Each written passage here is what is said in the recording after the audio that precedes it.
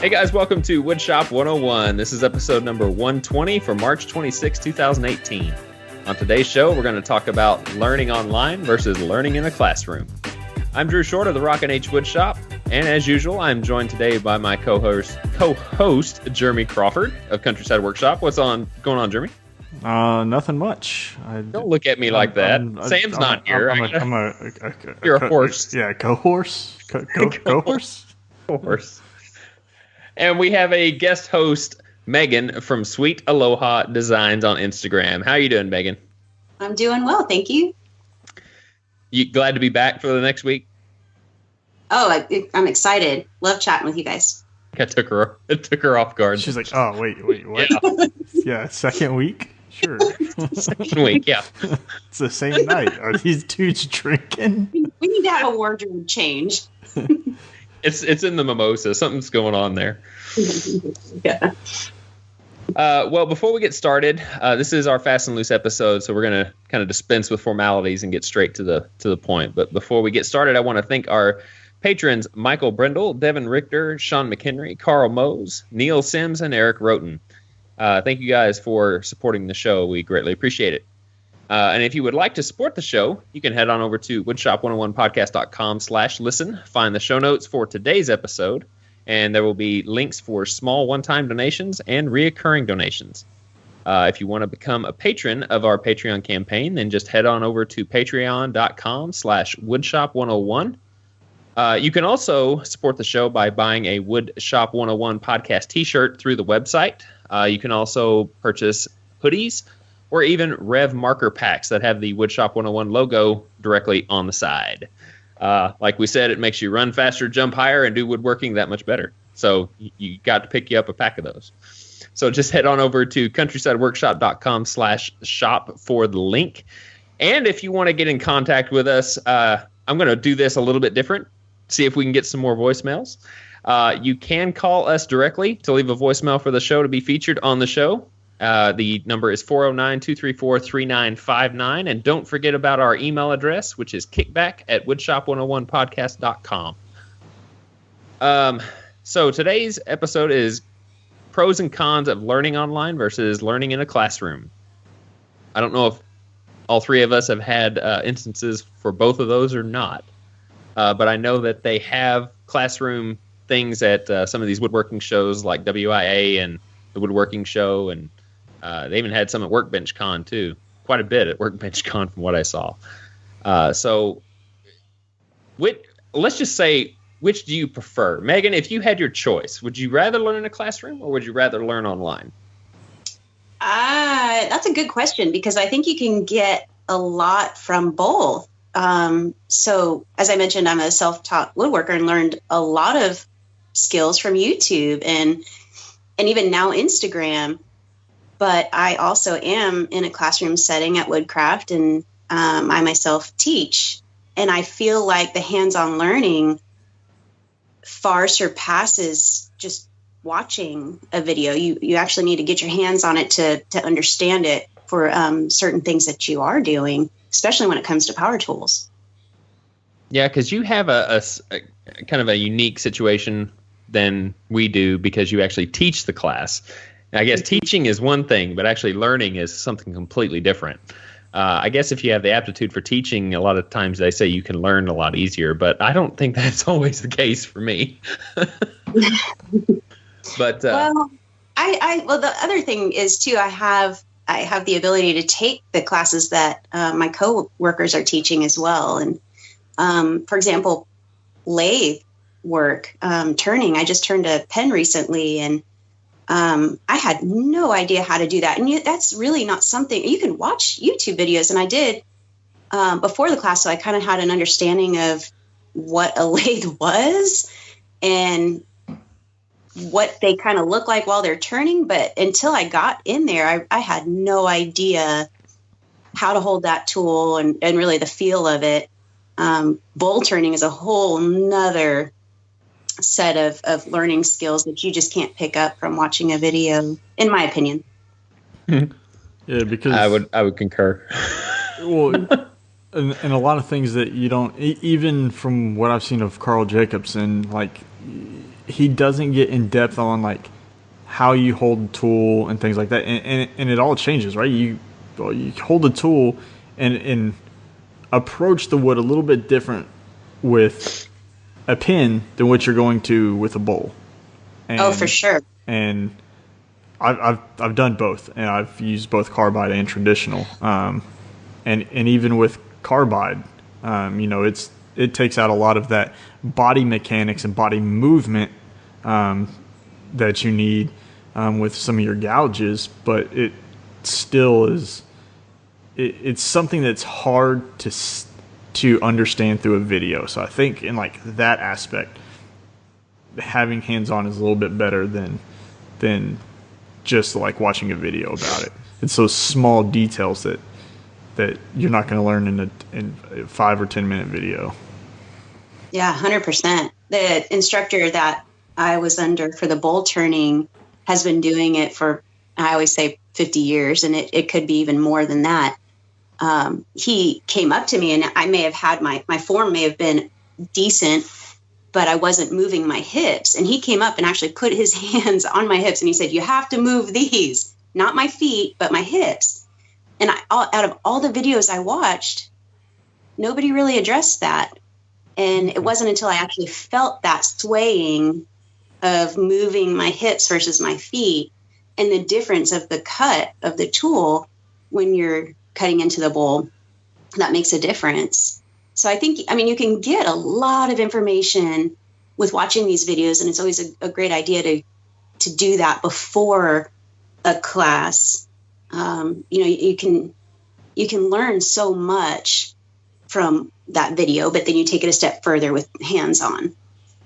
Yeah, absolutely. So it's probably a good understanding to say that a video gets you that basic knowledge and understanding, but the classroom kind of just takes it just one step further. But yes, but I wouldn't say that's necessarily in all cases either. I think there's a lot of things you can learn from we're lumping this into video, but even from a blog or something like that I think there's a lot of things there that you can learn that you don't necessarily need to go to a class for.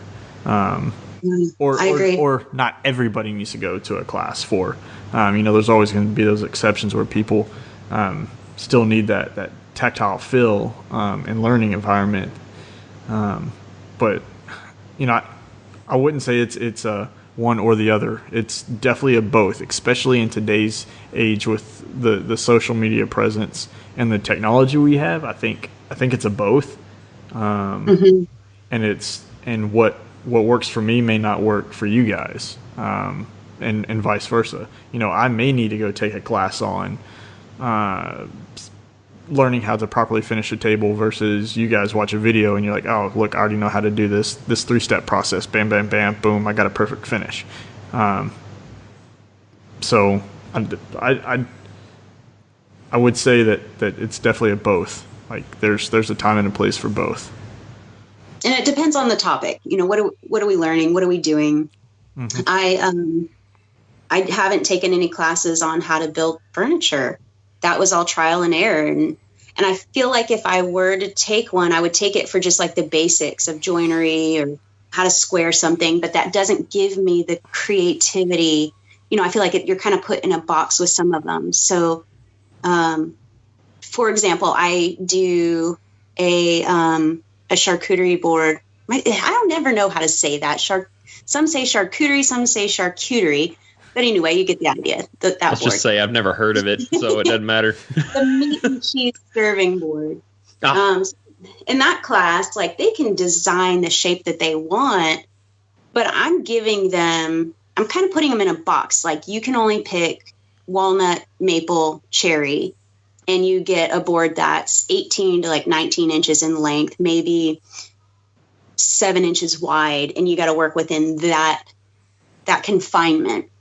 And so then that way they at least get the idea of how to do this. But on my own, the sky's the limit, and my creativity can go wherever I want it to in my own shop.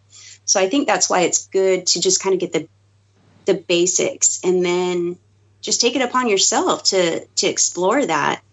and imagine something a little different than maybe what is being brought to you in these classes, because they're gonna say, here is what you need, now go out and do it, kind of thing. And we don't necessarily want to recreate the same item over and over. That's where we all are different in our talents.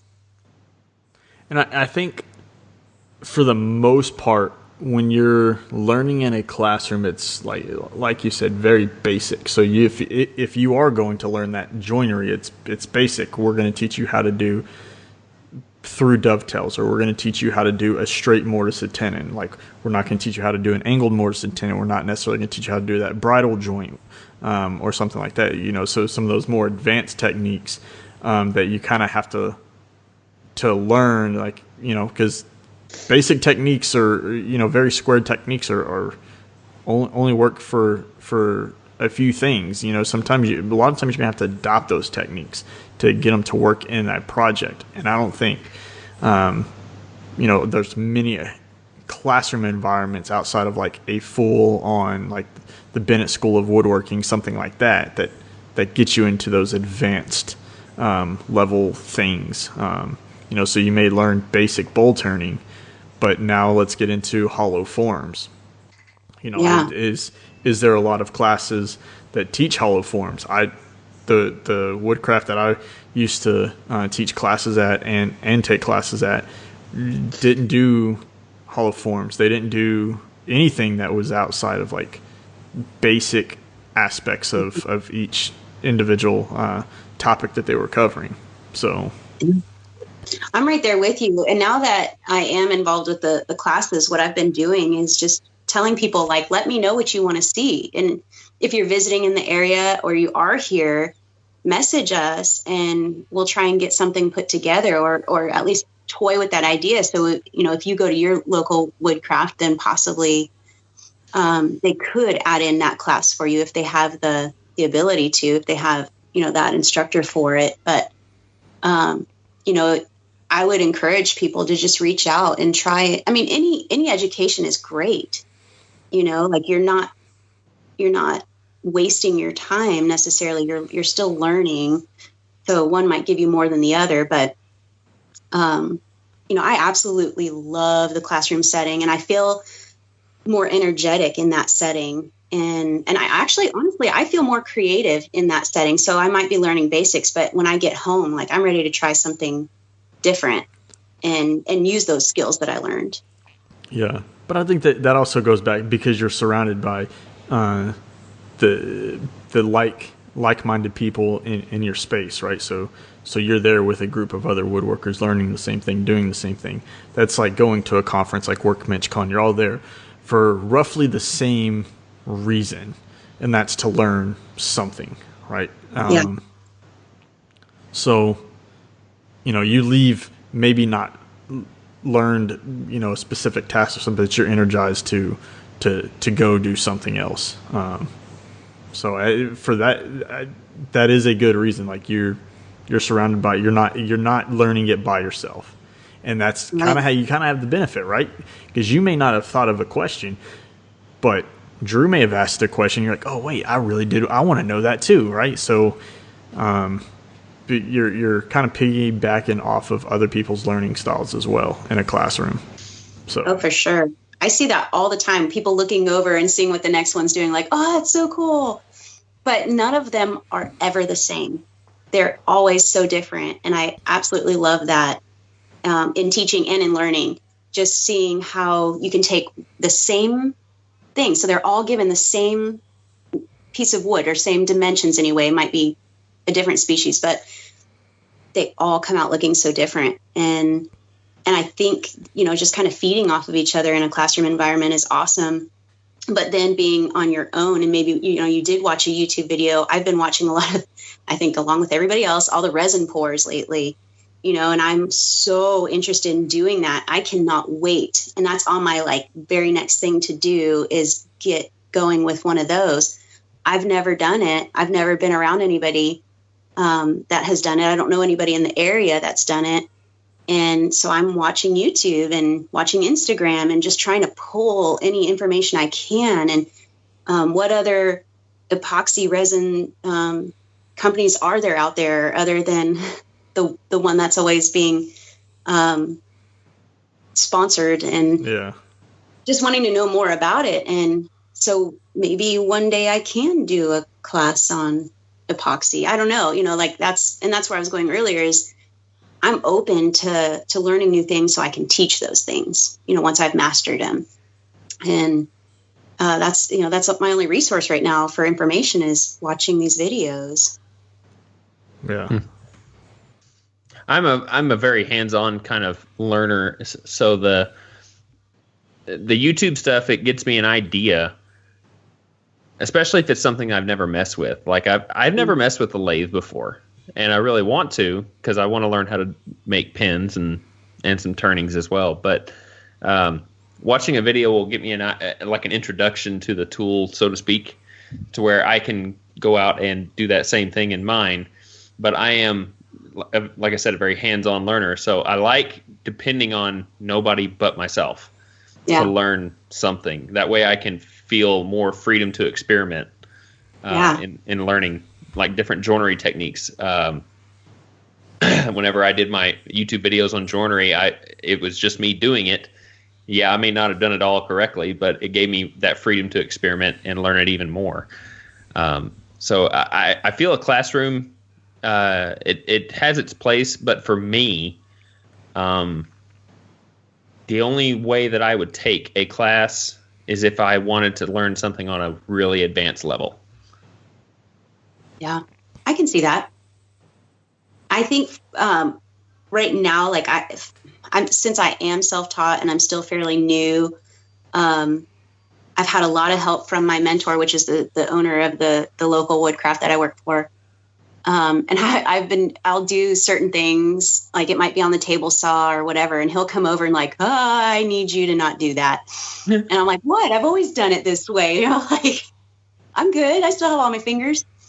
And, it's a learning experience, and I'm glad that I have that to bounce off of him. If I was in my own shop, I'd still be doing that same thing, So it's nice to have, like, I have no idea. How else do you know unless you're told? Mm-hmm. So that's another perk of being in that kind of setting.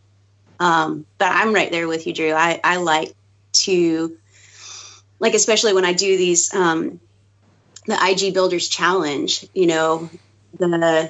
I started at season 3. That was the one I won. And I did season 4, and they're getting ready to do season 5. And I went ahead and registered. So every season that I've done thus far, so the 2, I don't look at what anybody else is doing. I don't want it to persuade what I've already created in my head.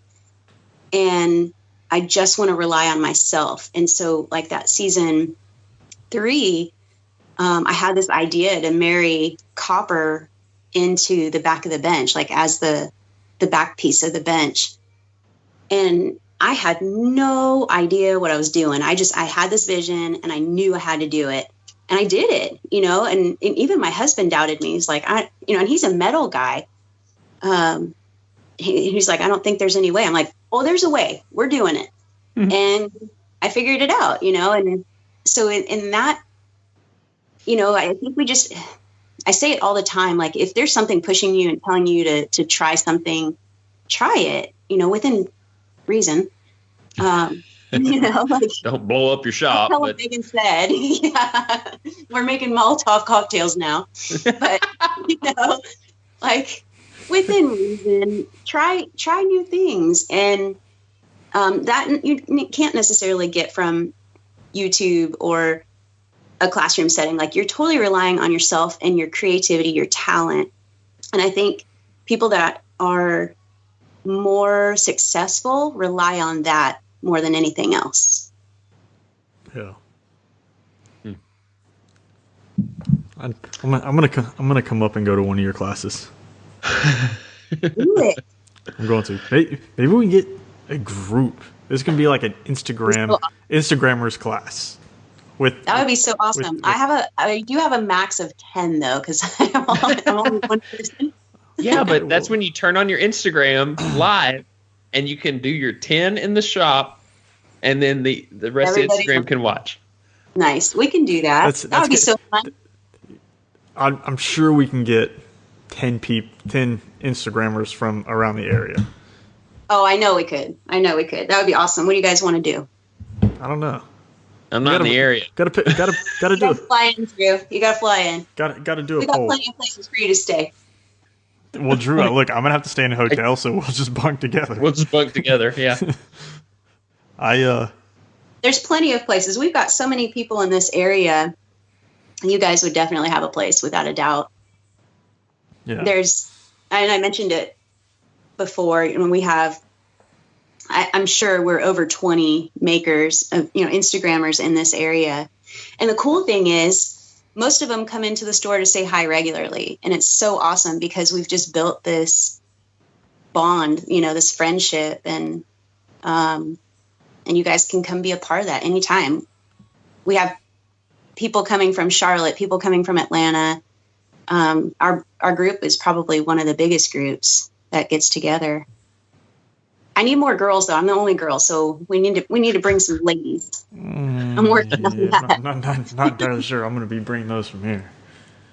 I don't know. Really? Izzy Swan was the only one that I knew in this area, and he moved. Where did he move to? I think like Traverse City, Michigan. Oh, golly, that's a long way away. Yeah, well, he's originally from Michigan. He lived down here by me. Yeah, I knew that. Yeah. So he recently moved. Yeah. So yeah, I think it's Traverse City, Michigan. I'm pretty sure that's where it's at. I heard Michigan. I don't know what town. Well, I'll ask him on Friday.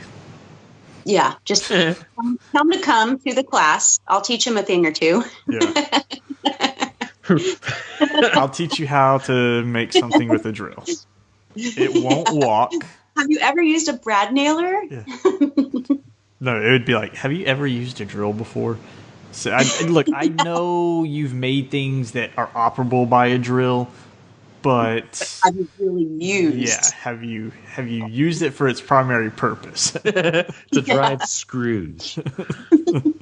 He's going to take me with Jimmy DiResta's little hand, the finger hand, and like, yeah. So how dare you? Yeah.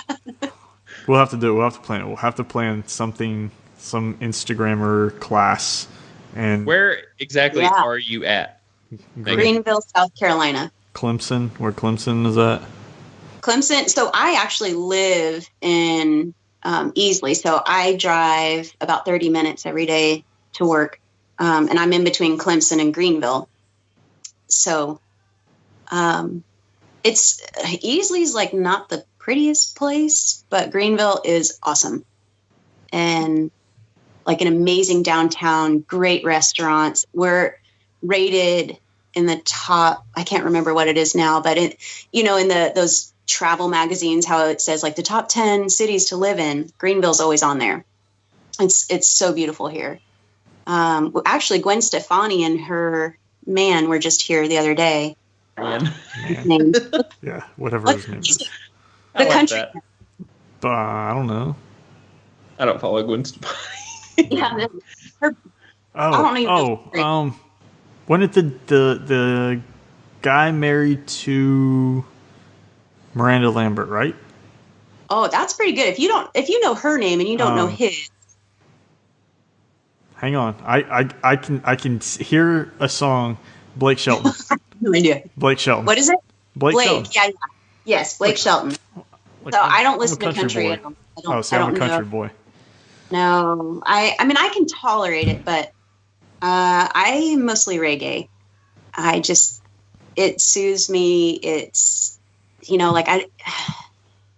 I can see you listening to that while operating the lathe. Oh yeah, just a little hip sway. Get those hips going. Yeah, it's the swing. So. She's like, oh, like reggae. I got it now. Yeah. Why didn't you say so? My cuts are so much better. Yeah. So you can't be angry if you have reggae. You just can't. So we agree there's a time and a place for both. Do you consider like Workbench Con, like the talks at Workbench Con, do you consider that like an online or a classroom environment? Like, did you learn something at Workbench Con from one of the talks? Oh, 100%. 100%. I would go again. One of the things that I gave feedback on when we got that email was I absolutely loved it. And there's no complaints at all. I mean, I didn't want to go home. I love my family, but I just needed more of that. But one of the things I said was I felt like some of the classes were very beginner level. And I am a beginner, but it was things that I had already known. So I wish we would have gone a step further into certain topics. And that was the hard part, because you don't really know how far they're going to go into that topic. So part of it was I felt like maybe I should have taken a different class. And so I could have learned something different. But really, again, like, no complaints. I had fun. And even in those classes where it was beginner, I pulled something out of it. Yeah. It wasn't a complete waste of my time. So you'll go to Workbench Con next year? Oh, yeah. Yeah. Yeah. Me too. I'm going. I want to go.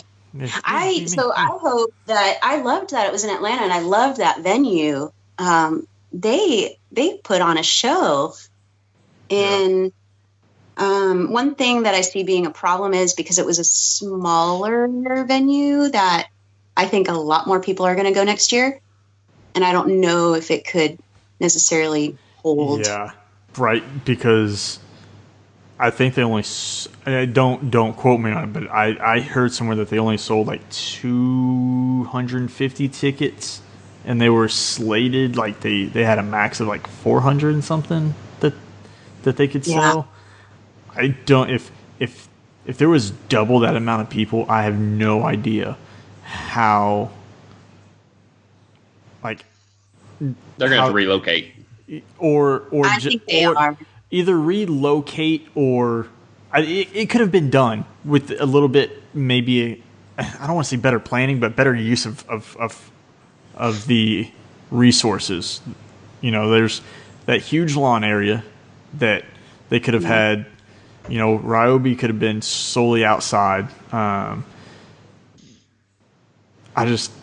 Several of those classes were like you were just sitting like well, for me, right? I was sitting in the doorway of the last class of when Ben had to move. Yeah, Ben Ueda's class, right? I was sitting in the door because there was no seats left. There was people sitting outside the room trying to listen to the talk. That room was tiny, and that was kind of like a last minute change up because they were breaking down the warehouse, and he didn't want to have to talk over them, and so he moved somewhere more quiet. And I heard from I can't think of her name right now, but the one that ran the event that started it, Kristen. Yes, Kristen Stockdale. That they're going to be building onto that venue by next year. It will be done. Yeah. So if they plan to go in Atlanta again, that she's hoping that they'll have plenty of room, but who knows? And my feedback was just somewhere warm. If we could spend some time, like we got in the pool. It was so warm over there, and it just was fun. And I want more time with the makers. Like that was my favorite part of the whole thing, was meeting everybody, and just that connection is so much stronger in person than it is on, behind your screen. Oh yeah. And it just, like, I didn't want to leave anybody. Yeah.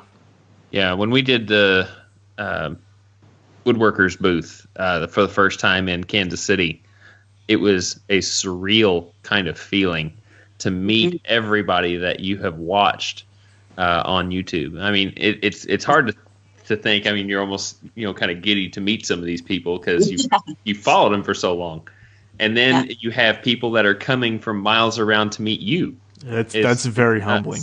That's very It is. And that was one thing that I was thrown back by, because I had a good amount of people that approached me, and I thought, and I was nervous going in. I didn't know what to expect. This is the first event that I'd ever been to. I didn't get to go to Haven. I had just missed that.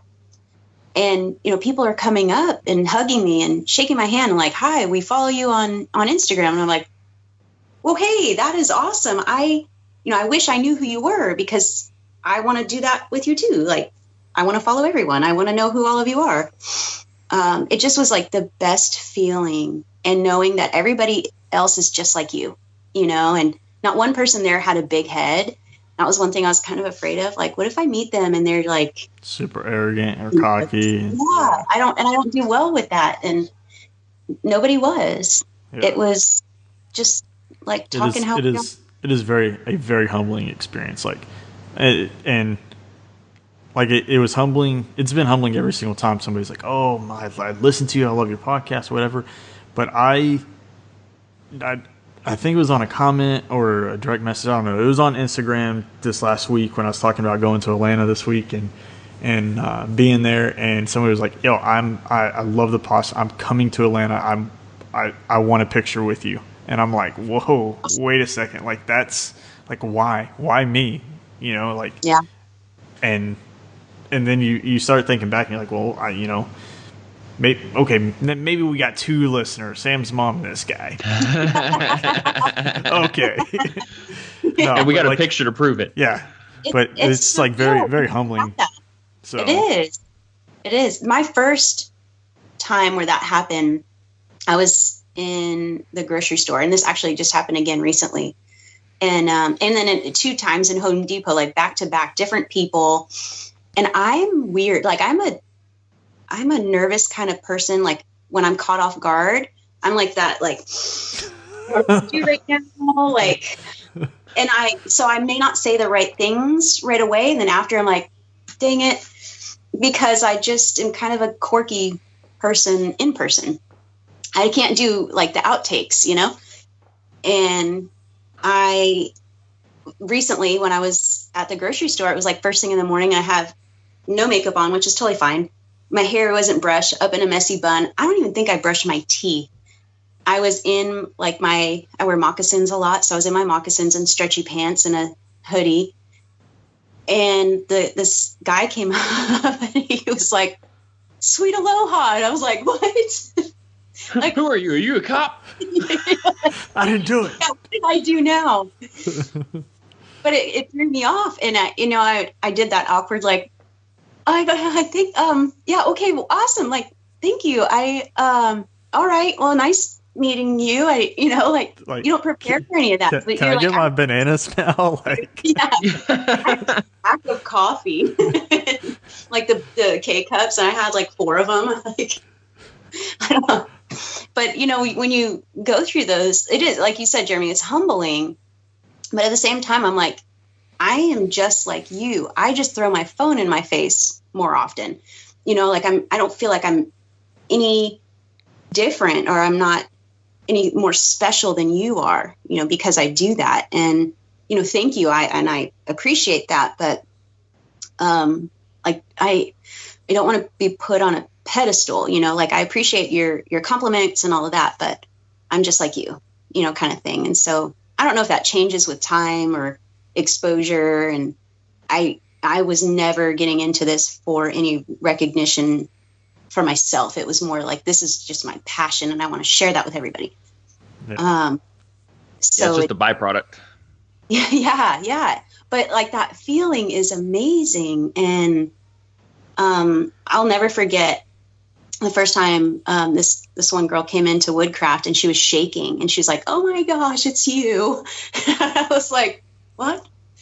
And so all I could do is hug her, and just like, "You're awesome, and you can do what I'm doing too." And now she does, and she comes to, like, I think she's going on her 4th class now, and she wants to be a woodworker. And it's just, for me, like, it's amazing, that connection and that inspiration you can make through this. And that connection is even stronger in person. I absolutely love it. Yeah. I mean, I agree. It's definitely, it's humbling. But it's also, like Drew said, very surreal when you are meeting other people. So, you're kind of in that, you're in that shoe. You're like, "Oh, I met you." And like, "Oh, wow." But then what that person's feeling when they come and say hi to you, and they're like, oh, and you're like, well, I get it, but then you're like, but why me? Why? Like, why? How am I special? So, I mean, except I know, Drew, I'm special to you. I hold a special place in your heart. I get it. I know, dude. He's the second Ever since day one, Jeremy asked me, "Do you want to do the podcast?" We were like, "Yay!" It was like you're in kindergarten and you pass that note and you're like, "Will you be my boyfriend? Yes or no? Circle one." Or maybe. Like that's what it was. Like I'm sending Drew an email. I'm like, "Hey, like I know you don't. I am like, bleep that out. Awesome." But like I know like you have no idea who I am, but I watch you and like I have this idea. Do you want to do this? Right? So it's like that like circle yes, circle no. Do you want to be my podcast mate? You want to be my buddy? Yeah. It reminds me of those little you remember those little paper things you used to make where they open this way? Oh yeah, I'm really good at those. What are those called? Origami? Is it? No, no, I don't know. That's what you used to make it. I don't even know if I can still make one of those. I need to figure it out. Let's do one of those make-offs. Let's see if we can still do it. That would be awesome. Well, we got to figure out a name first so I can like Google it because no, that's cheating. I have no idea. It's been so long. Tap in to that old database. Before dial-up database. There was no database then. Your dial-up. What was the card file? Yeah, the floppy disks. It was on like 5-inch discs. That's what it was. All right. Well, I think we all kind of have a general understanding that just depending on how you learn, if you like to be in a classroom or if you're more hands-on, there is a time and place for just about any method of learning, whether it be online or in a classroom. So there's going to be pros and cons on both sides of the fence. So it's just all in how you approach your learning curve. So that was good. Good topic. Yeah. So I would like to remind you guys, if you listen to the show on iTunes, please give us a 5-star rating. It will help us reach a much greater audience. Not that you guys aren't great, but we want to get even greater. So we don't have a comment to go over. We used that one last week, so thanks for that. We're kind of dead in the water this time. But for those of you guys that have not got to talk to Meghan, if this is your first time hearing her on the podcast, if you didn't catch last week, how can they go about getting in contact with you, Meghan? The best way is Instagram at Sweet Aloha Designs. Can send a DM or comment in the feed. And then I also have a Gmail account under Sweet Aloha Design, no S, at gmail.com. Yeah, I'm already confused with that no S business. But it was already taken. With I know. The whole thing? The whole thing. And I didn't want to do an underscore, so yeah, it's Sweet Aloha Design. Facebook, I think, for me is the only difference, too. Mine is Rockin' H Woodshop, all one word, and Facebook, and everything else is RH Woodshop. So, In a very quick, did you cover why you came up with the name Aloha Design? Have you? My husband's Hawaiian. Kiddos are Hawaiian. And aloha means love, hello, and goodbye. So sweet love, sweet hello, sweet goodbye. Oh, there we go. Very, very quick and to the point. Like that's, I like that. I didn't know it meant love, though. It does, and it's a way of life too. If you look up "live aloha," it's a great way to live your life every day with that concept. And you don't have to be in Hawaii to live it. No, and I don't live in Hawaii. That's one thing that everybody. Yeah, asked. I figured they do. we don't. We would love to, but not right now. Maybe one day we'll go back over there. Very good. All right. Well, if you guys want to get in contact with Jeremy, Sam, or myself, you can reach us through our respective websites, which is countrysideworkshop.com, samryandesigns.com, and rhwoodshop.com. We all have contact information on our websites where you can reach us through all our social media. We're all pretty active on Facebook and Instagram. And if you want to get in contact with the podcast itself, you can email us through the address of kickback@woodshop101podcast.com, like I mentioned before. And don't forget about the voicemail phone number, which is 409-234-3959. And one thing I forgot to mention is if you have a voice memo app on your phone, you can record your voicemail that way and send it straight to the email that I just mentioned. So there are some great ways that you can be featured on the show. We appreciate you all for listening to it. And especially to the patrons of our Patreon campaign. You guys do a great deal to help keep this show going, and we are been going solid for like 4 years now, so we're very ecstatic that the show is doing as good as it is. So we want to thank Meghan for being on our show again. You had some great information, and appreciate the banter and laughter back and forth. It's always a pleasure. Well, thank you for having me.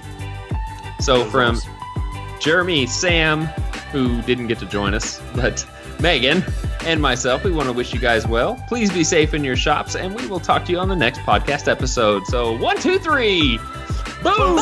Boom!